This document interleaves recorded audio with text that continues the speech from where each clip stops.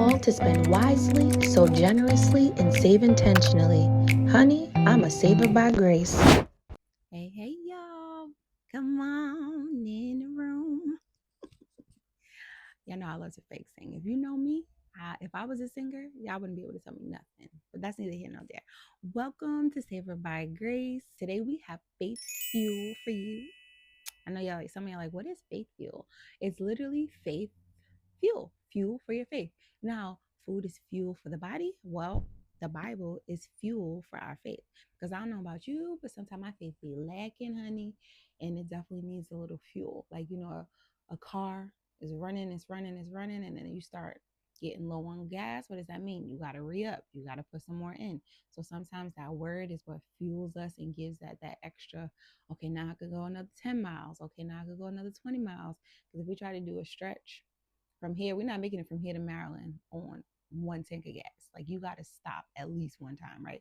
Same thing for us. We're not making it from here to the end of our life on just one word. We got to continuously nourish and feed ourselves with the word of God. So our faith fuel today is going to come from Proverbs. I love me some Proverbs. The wisdom is, it be wisdom in. That's not a phrase or a word, but I'm going to just leave it there today. If you have your Bibles, please turn with me. So we're going to do two scriptures today. We're going to go from in Proverbs 21. We're going to do verse 5, and then we're going to go all the way down to verse 25. Okay? So verse 5, the plans of the diligent certainly lead to profit, but anyone who is reckless certainly becomes poor. I feel like I should just let that marinate a little bit, because some people be wondering why they where they at. And the Bible literally tells us why we at where we at. Don't ask me why I sound like somebody's Southern mother right now, because I'm not even from the South. But my daddy is from Alabama, so shout out to y'all. Baby, this is proof that if we put in work, like, we're gonna make money. You put in the work, you make the profit. The plans of the diligent certainly lead to profit. So first of all, some of us don't even have plans. If it's in your head, that's a dream. And there's nothing wrong with dreaming. But dreaming and vision are different. So you dreamt about it, but then ask God for the vision. The vision is how it's going to happen. It's the layout, the blueprint of it all. If I want to own my own car detailing service, that's a dream. I would love to own a car detailing service one day. But what's the vision? The vision is, what do I need to get it? Because there's tools that I'm going to need to get. Do I need to purchase a piece of property? Am I going to have a mobile business where I need to purchase like a Sprinter van? What do I need to put inside of it? How much is it going to cost me? How long is it going to take to save up? What kind of credit do I need? That is vision. And then the plans. The plans is like your goals. How are you going to, step by step, how are we going to get there? What's the first step? Oh, well, I'm going to file an LLC. That's the first thing I'm going to do. And I'm going to make my company legit. Great. What's the next step? Oh, I'm going to purchase the vehicle or the property. Like, there's plans. So if we planning with God, it's going to lead to profit.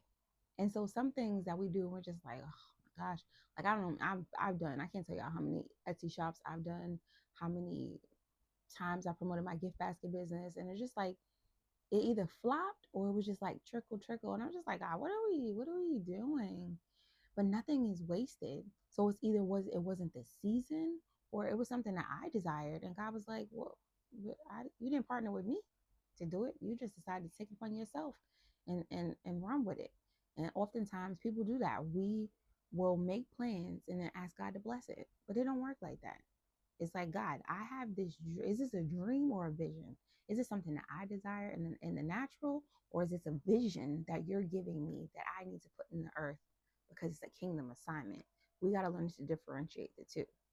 Again, nothing wrong with dreaming, but dreaming can often take us away from purpose if we're not careful.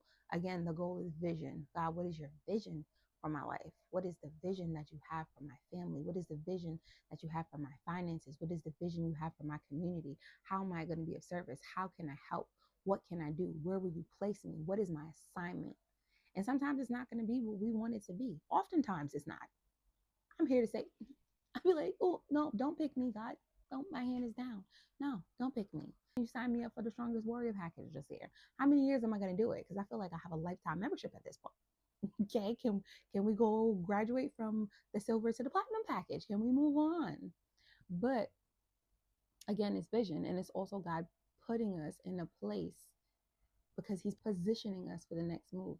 And sometimes being in that place is uncomfortable. It's a struggle. Sometimes it's depleting our energy. It's sometimes it gets to us. But God is he's not a God of disorder. He's a God of order. So he know what he's doing. So again, the plans of the diligent certainly lead to profit, but anyone who is reckless certainly becomes poor.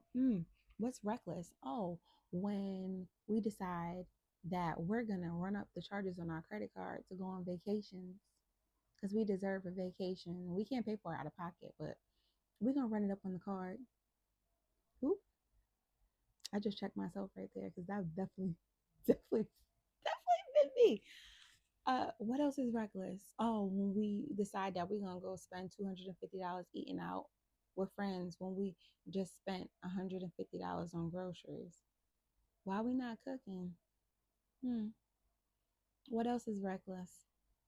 Oh, when we go into Shein and Temu and Amazon or any other store and we just drop all the stuff in the cart and check out.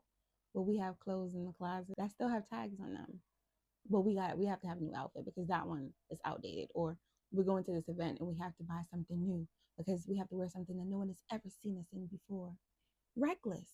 Reckless. So being reckless is what leads to poverty, the poverty mentality, the poverty mindset. It's also spiritual warfare because we have to break out of that generational curse of poverty mindset. There has to be someone in the lineage that is going to be like, you know what? No more. We're not going to think like this. We're not going to spend like this. We're not going to live like this. We're doing something different. So today, friends, I encourage you, let's make plans and be diligent in those plans and partner with God. And then we're not going to be reckless because we don't want to be poor. Okay? Let's do that today. That's the faith fuel A for today. Let's move on to B. Proverbs 21, verse 25. A slacker's craving will kill him because his hands refuse to work. What? So basically, work is essential to success, and laziness is not an option. So all of us who are asking for success, praying for success, God bless me, God elevate me, God position me, but we don't want to work for it, baby. Your craving is gonna kill you. You're desiring to elevate without putting in the work is going to take you out. Hard work is biblical. Work, work, work. And I think that when we hear the word work, we associate with manual labor. It's so much more. We got to put in work, but again, not to the point of stressing ourselves, not to the point of overextending ourselves, not to the point of the detriment of our bodies. That is not what God has promised us. That is not what God desires of us.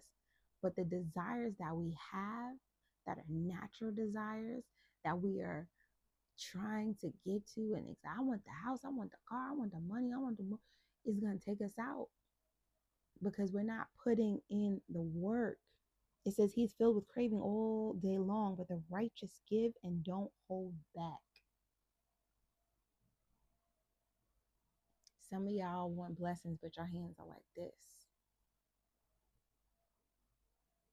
If you open it, you can receive, but you also give. Right? And I know that makes it simple, but it makes sense. Open your hand, and it's like, God, I can give, and then I can also receive, and it doesn't close. If something was to be placed in my hand right now, I could put it out to give, and then I could put it here to receive what God has for me. The second I close, I can't receive, nor can I give. It has to stay open the whole time. God, whenever you want me to give, I'm going to give. Wherever you lead me to sow, I'm going to sow. Whenever you're ready to bless me, I thank you. And then I'm going to be a blessing to others. Like, I always pray now, God, let me be a river, not a reservoir. I don't want to hold and contain the blessings that you have given me. My job is to steward them well and to transfer them, to give them out, be a conduit, let it constantly flow. As soon as it touched my hand, out, out, out. As someone has said, why would I hold on to something that I can use for tomorrow when it can bless someone today? And that blessed me, even with the smallest things. When you think about like leftovers, one of my kids was like, "Ma, can I get that?" I'm like, "Oh, I was gonna actually save that for lunch tomorrow."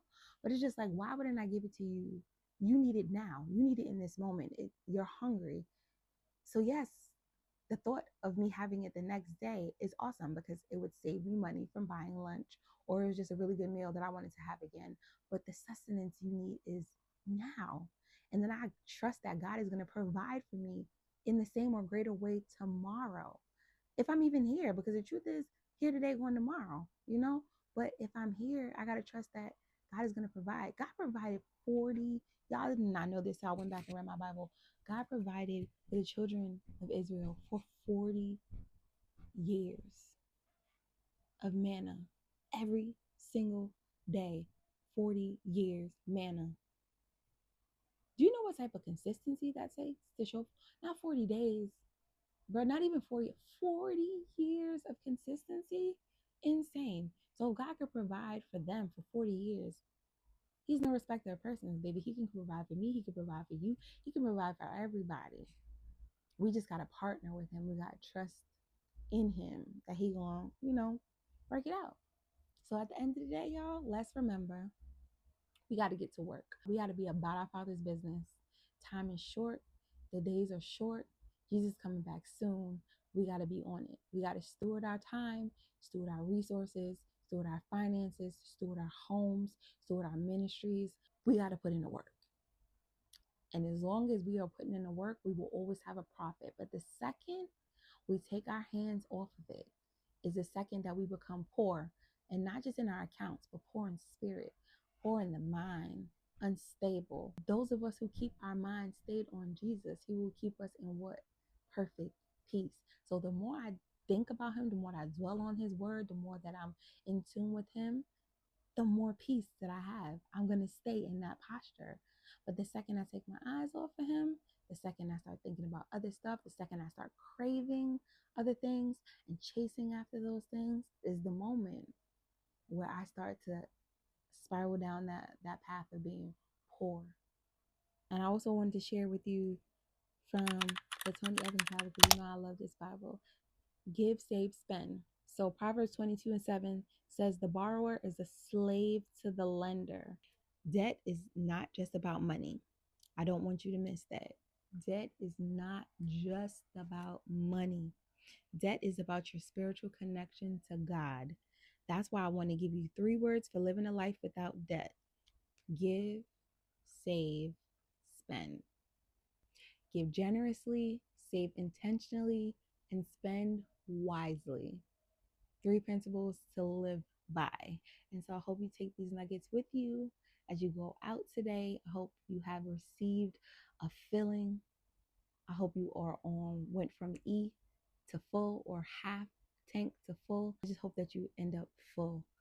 If you liked what you heard today, come back next week, Tuesday, for Faith Fuel.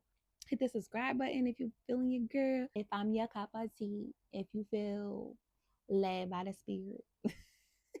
But for real, y'all, I hope you have a wonderful, wonderful rest of y'all week, day, whenever you watch this video. If it's years from now, months from now, go out and live a transformed life.